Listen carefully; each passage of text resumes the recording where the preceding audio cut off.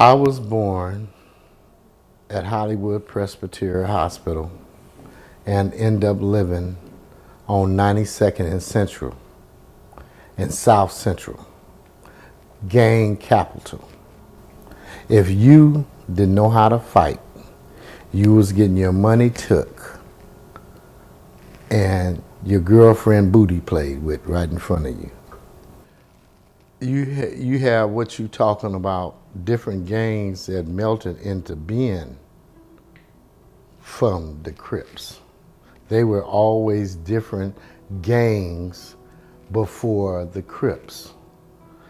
We all was in other gangs back then, you know. It wasn't no Cribs or none of that. It was, you know, like Slausons, businessmen, rebel routes, the chain gang, the avenues, you know. It was all kind of like little gangs out there.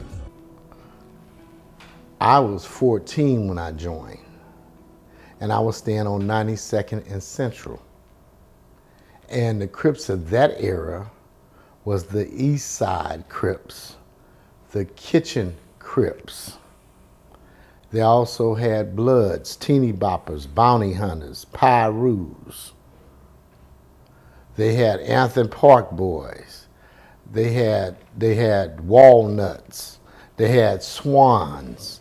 They had a number of gangs, and as the gangs got bigger or smaller, they end up joining the Crips or being a B-dog, a real B-dog. I can't tell you no history on no Bloods other than the ones I fought and beat up and shot at. But I can tell you about this. As we got bigger, we started killing each other. The Bloods was killing each other too. And you gotta understand, if you're a little bitty asshole and you get a whole lot of money, you're just gonna turn into a bigger asshole, okay?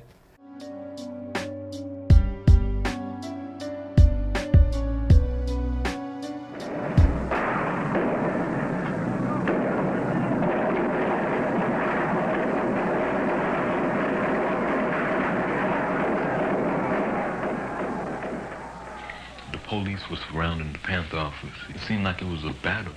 When I went down to the Panther office a couple of days later, you know, they helped clean out the building. When I went up there, I had to wear a gas mask because the fumes were so strong. I seen bullet holes all in the walls, you know. We had a group outside. I said about 200 or 300, you know. A police car came around, and a man got up out of the car and said that this was an unlawful assembly, you know, would you please disperse? The people didn't leave, you know, so the police, they got out of their cars and they started beating heads again.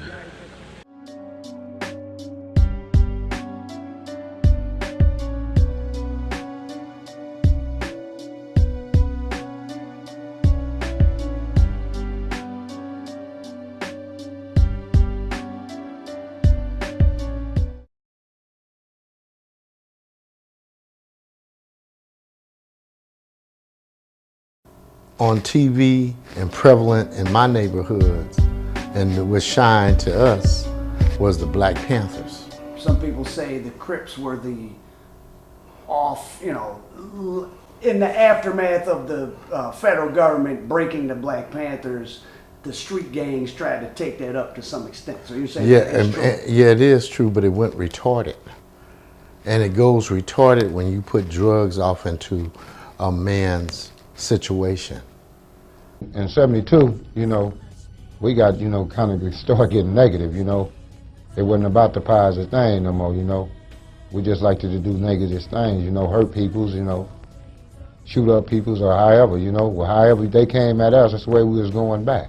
Drugs and guns that just end up in the ghettos on the train tracks where we can break in the trains and rob them and pillage and rob the neighborhoods and shit like that. So that's something I talked about in one of my docs. You had the feeling that in that early '70s era, drugs and guns moved in and you had access that you didn't have before. We had, and it got bigger and bigger as the '80s started and all through the '80s. So you was on point with what you're talking about. It was readily available for us. We didn't just have to go break down the street and break in somebody's car or house and find a gun in the glove box or up under the seat. They were crates of guns and AKAs and Uzis and all kinds of guns in these trains. And the trains stopped in Watts and Compton, and we burglarized them. Just like we hit Western Surplus, you know? Different people know what I'm talking about that was there, okay? We just didn't go up in Western Surplus or go in Hawthorne or West LA off of Pico and rob the pawn shops and take guns and stuff. We did it all over. You feel like it was sort of planted there to say, hey, come get this. At that time, it was abundance of it. So how else could it got there? It didn't drop out the sky. They had to put it there. You had nephews and nieces and sons selling to their own family. Yeah, right. Let me ask you this.